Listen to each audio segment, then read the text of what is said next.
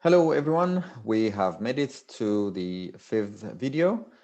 This is Practicality. In the previous video, we were able to have our first application up and running, and it does look like this one. And the files that it has created were created on our first app on your directory as well. Yours might be on desktop or on the particular folder that you have created. On mine, it is under the tutorials. So if I go there, then I'm going to see a couple of files over here and folders as well. So on this one, we're going to see what this is all about, where we're going to be just focusing, and what each files are going to be just entailing.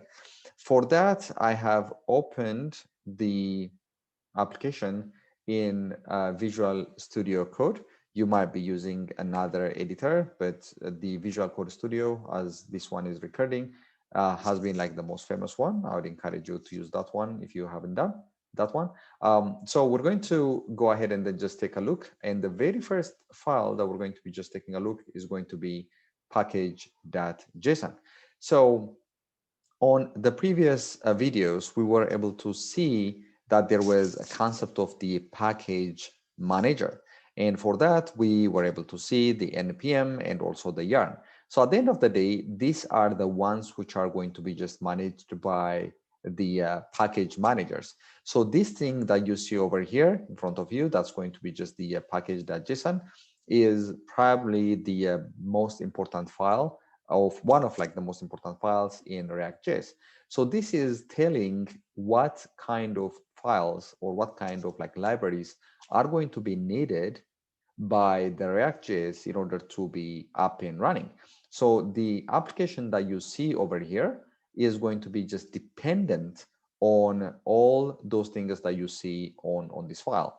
Some of them might not be as such necessary. For example, the name, the version, the private, all of those things are like the metadata, like about like the application, but the ones that you see under the dependencies are the most important ones. So in this case, we have added like some of the packages out there, whether it is a React DOM, and as we go further, we're going to add even more packages which are going to be just useful for our application. So the first one, the package.json, it is a JSON file, which is the JavaScript object notation. And you know this one already, like when you are working with the JavaScript, and in order to have like the object, then you might be using this format.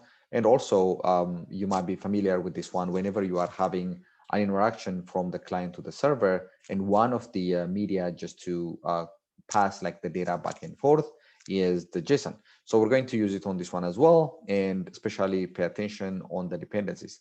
And basically the idea is it is from these dependencies that, let's say, if you are going to be just using the same application and you want to run it on your local application, then this is how the node would know that what to bring in so that your application can be up and running without having any problem. So at the very minimum, these are like the applications that we're having, I mean, the libraries that we're having to make it up and running. But as we go further, we're going to be just adding a little bit more. And over here, we're going to be just using the scripts. So the first one we have already seen, like when you are using the yarn.js, then basically it is running like the React script to start. Or you can also run it using the npm start on that one, npm run start, and you can do it on that one. We're going to come across like the build, which would be at the end of the day, once we are done with our application, we want to deploy it somewhere. And in that case, that's where we're going to be just using a build. Test, as the name implies, we're going to be just writing some of the tests out there, like the unit test. And every time it's going to be just a good approach or a good habit just to write at least the most basic test out there, so that we make sure whenever we are changing or updating or anything, the previous functionality is not broken.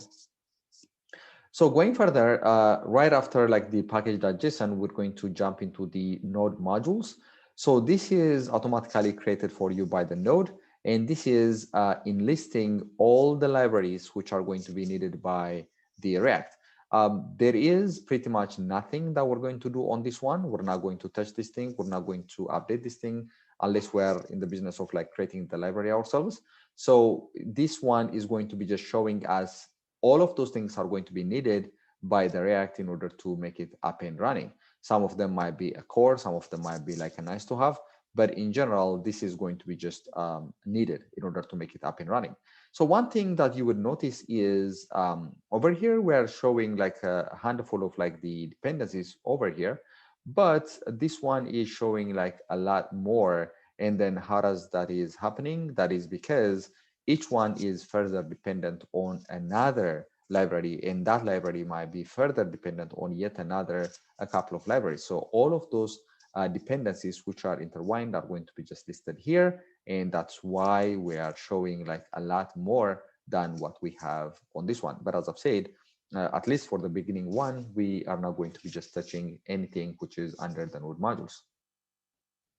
Most of our task is going to be just under the source. There is a little bit that we are going to do also on the public, and this one of like the one of like the applications that we one of like the terminologies that we see these days is SPA, or a single page application.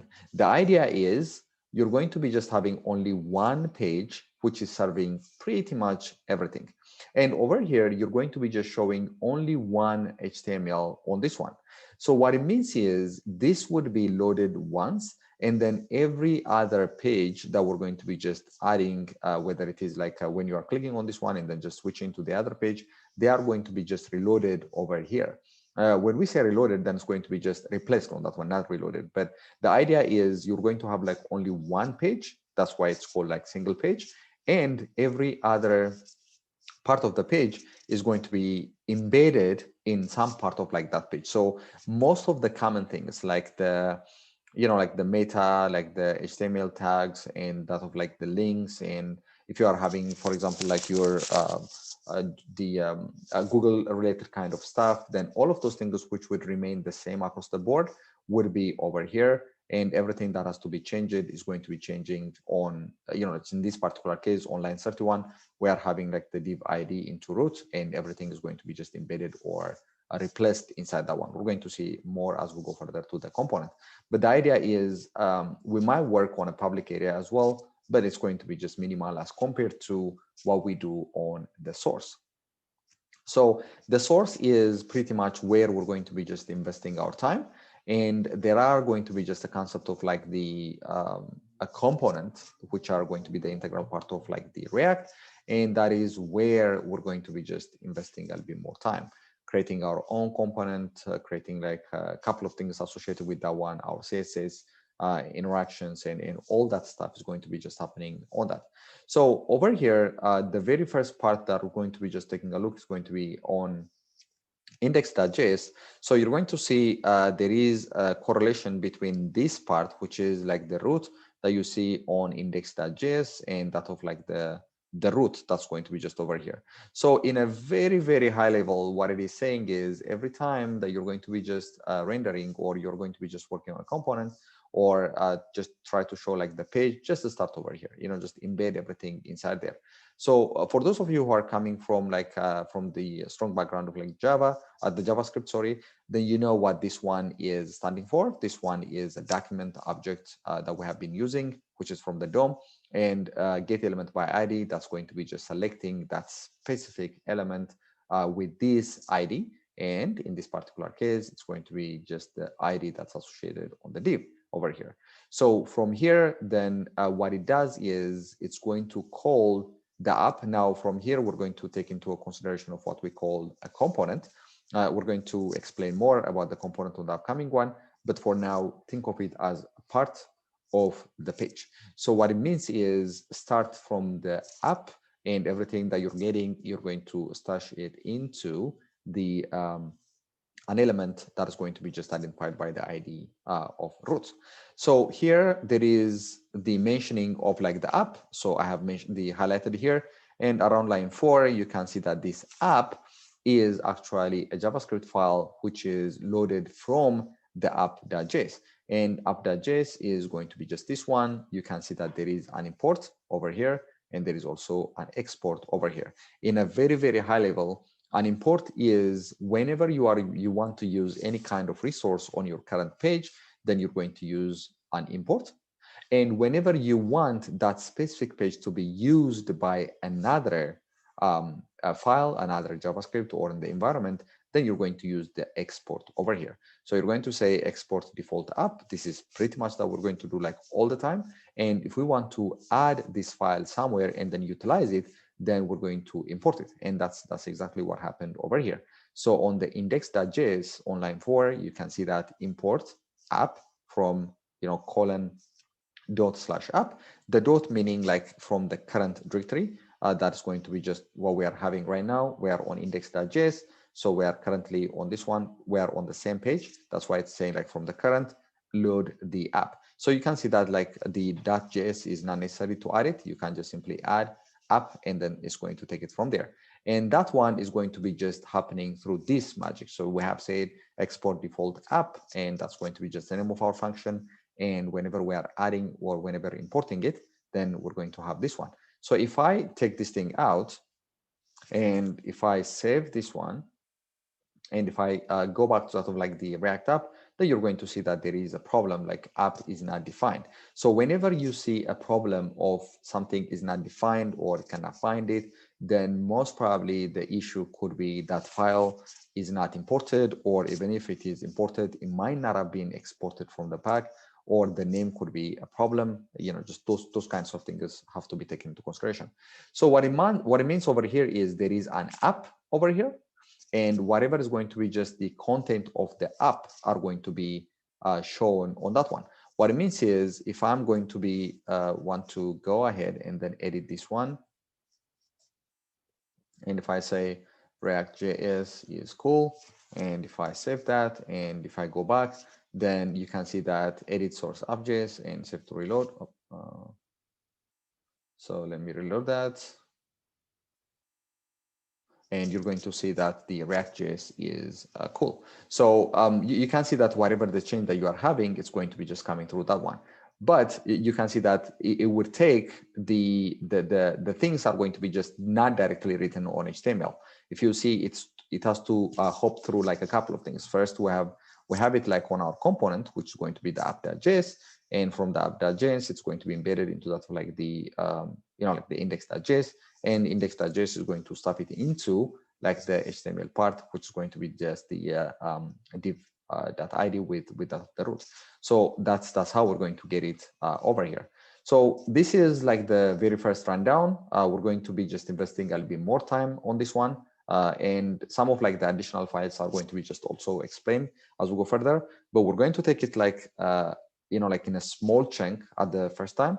So for now, we know where the actual file for the index, the one that we are going to be just loading. What it means is whenever we are showing on the page source where those things are coming, we have already seen them over here. Then you can see them like there is a root, there is like everything that we're adding over here coming from. All that stuff is going to be just coming from the index and then embedded in there. And then index is going to be just a part of it, and app.js is going to be the component that we have been doing. Now we have said a component. So on the next video, we're going to define what a component is, why we care, and how we're going to create it. So stay tuned, and then I'm going to show you that one on the next video.